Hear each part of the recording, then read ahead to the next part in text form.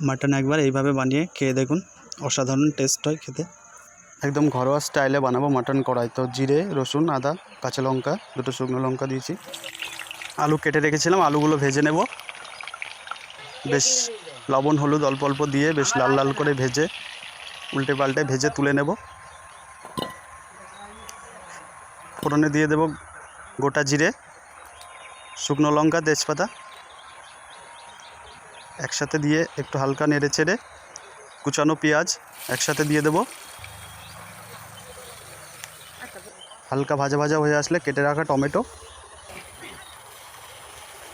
আর মশলার পেস্টটা একসাথে দিয়ে বেশ সুন্দর করে কষিয়ে নিয়ে পরিমাণ মতো লবণ, অল্প পরিমাণ হলুদ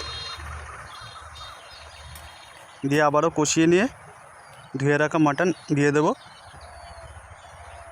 তো এরকম দেশি মাটন অনেকটা সময় লাগে হতে, আস্তে আস্তে কষিয়ে নিতে হবে। গ্যাস একটু আমাদের কষাতে প্রায় 40 মিনিট সময় লাগলো। মশলা থেকে বেশ তেল ছেড়ে এসছে।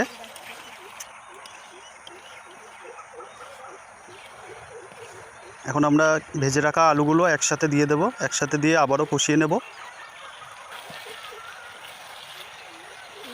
হালকা হাতে নেড়ে চেড়ে কষিয়ে নিয়ে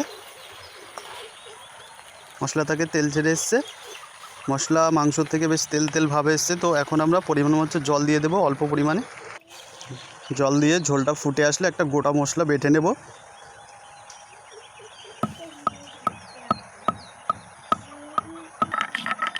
গোটা মশলা বেটে তুলে নেব। গোটা মশলা এভাবে বেটে দিলে মাংসর টেস্টটাও অন্যরকম হয়।